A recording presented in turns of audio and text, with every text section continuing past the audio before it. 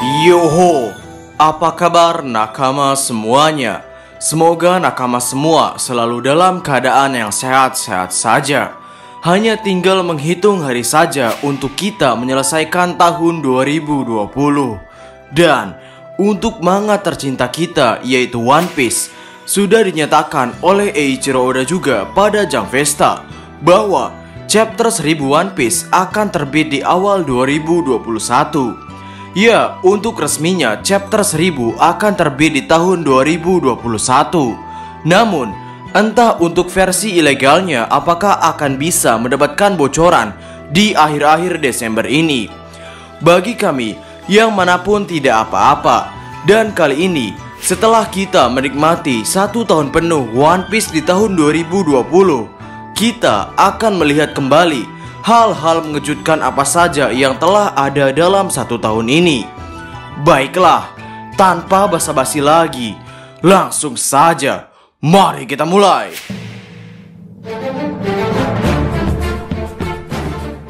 Tahun 2020 dimulai dengan rilisnya One Piece chapter 968 dan diakhiri dengan One Piece chapter 999. Jadi, tahun 2020 ini Eiichiro Oda menghasilkan chapter One Piece sebanyak 32 chapter.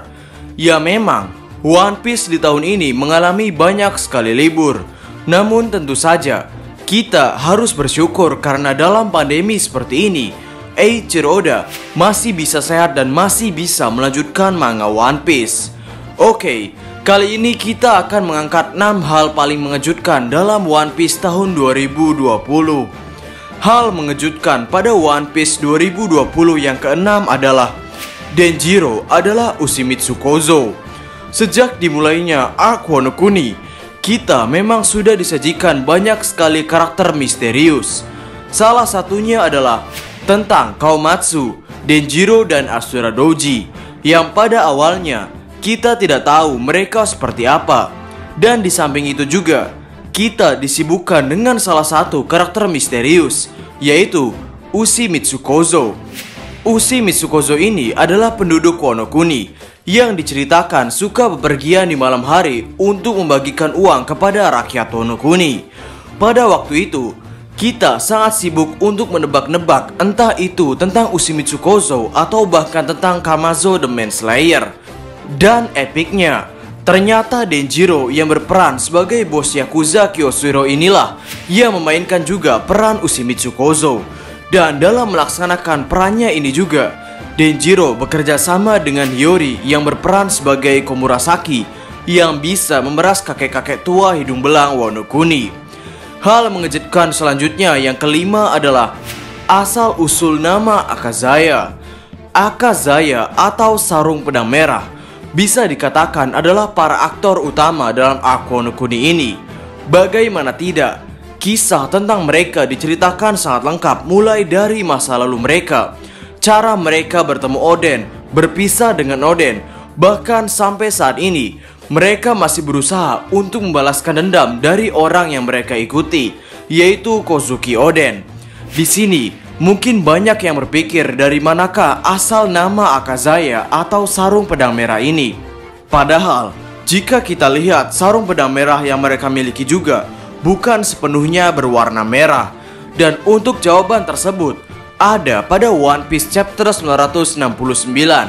Pada chapter itu diceritakan bahwa Oden Kozuki sudah muak dengan kelakuan Kaido dan Orochi yang mulai mengubah kampung halaman mereka yang indah menjadi lahan pabrik senjata. Dan di sana Oden mengajak para sarung pedang merah untuk menghancurkan Kaido. Dan jawaban dari pertanyaan ini ada di panel ini. Di sini tergambarkan para Akazaya sedang menyeberangi suatu jembatan pada saat matahari terbenam yang memerah. Dan sinar matahari terbenam itulah yang membuat sarung pedang para samurai yang akan bertempur ini terlihat terbakar layaknya mereka hidup. Ya, itulah asal julukan Sarung Pedang Merah berasal. Hal mengejutkan selanjutnya yang keempat adalah pemberian nama Pulau Laftel adalah sang raja bajak laut Goldie Roger. Sampai One Piece berjalan hampir 1000 chapter ini, kata-kata Laftel hanya dikatakan beberapa kali saja. nama Laftel pertama kali diperkenalkan oleh karakter legendaris anggota bajak laut Goldie Roger, yakni Crocus, yaitu pada One Piece chapter 105. Di sana, Crocus menceritakan bahwa Raftel adalah pulau terakhir dari Grand Line yang pada waktu itu ketika Luffy akan pertama kali memasuki lautan Grand Line. Di sana, Crocus juga menceritakan bahwa ada 7 rute ketika suatu bajak laut memasuki lautan Grand Line. Dan di ujung rute manapun yang ia pilih, ujung-ujungnya akan sama, yakni Pulau Laftel. Ya, di sini Crocus mengatakan hal yang cukup sulit untuk dimengerti saat ini. Pada saat ini, kita mengetahui bahwa pulau yang paling ujung dari Grand Line yang bisa dicapai dengan logpost adalah Pulau Lodestar.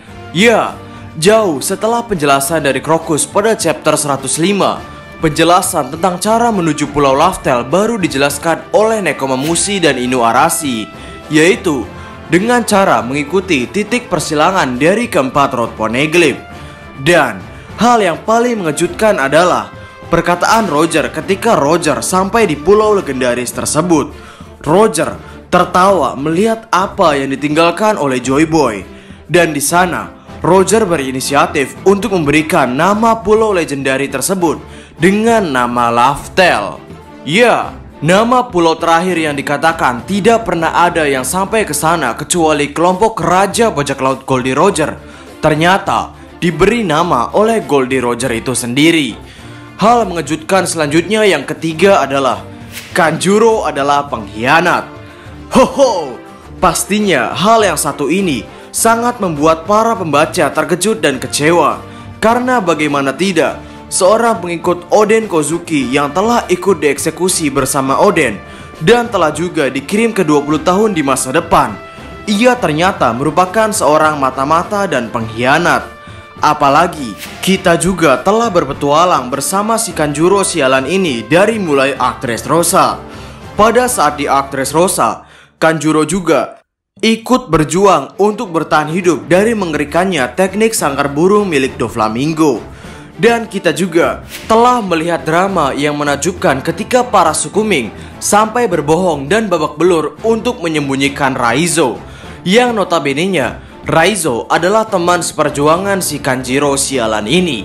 Ya, memang kami sangat terpukul, terkejut dan kecewa dengan adanya pengkhianat dalam kesetiaan pengikut Oden Kozuki. Hal mengejutkan selanjutnya yang kedua adalah Yamato benar-benar melihat eksekusi 1 jam legendary Oden Kozuki.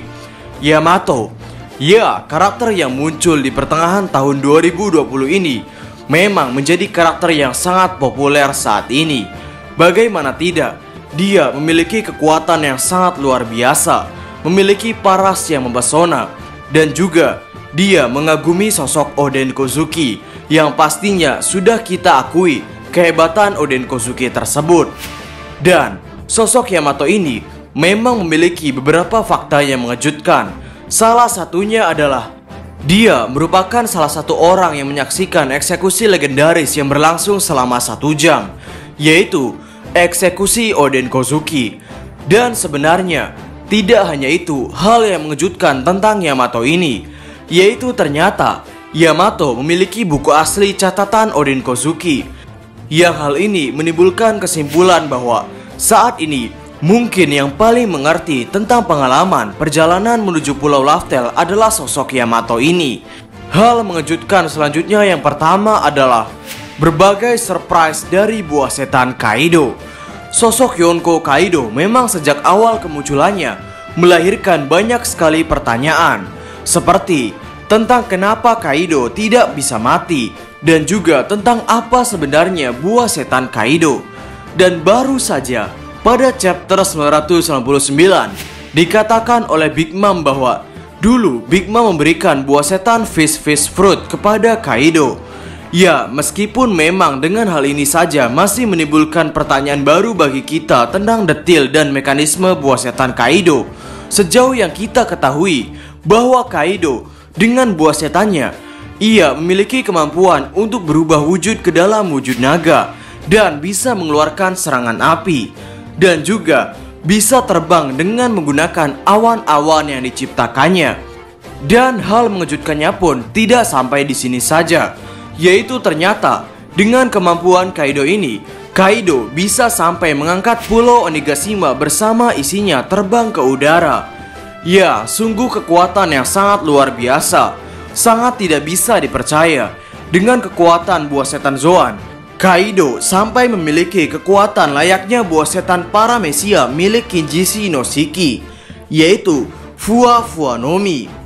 Ya, jadi itulah beberapa hal menakjubkan pada One Piece tahun 2020 ini. Mungkin memang hal menakjubkan lainnya pun pasti masih tersisa, seperti tentang kejadian legendaris eksekusi 1 jam Oden Kozuki, atau tentang ternyata Kozuki Odenlah yang memberikan luka kepada Kaido, dan mungkin masih banyak lagi. Jadi mungkin sekian dulu video untuk hari ini. Silakan nakama tulis di kolom komentar apabila ada hal menakjubkan lainnya menurut nakama pada One Piece yang rilis di tahun 2020 ini. Jadi, kami diskus OP dan terima kasih banyak.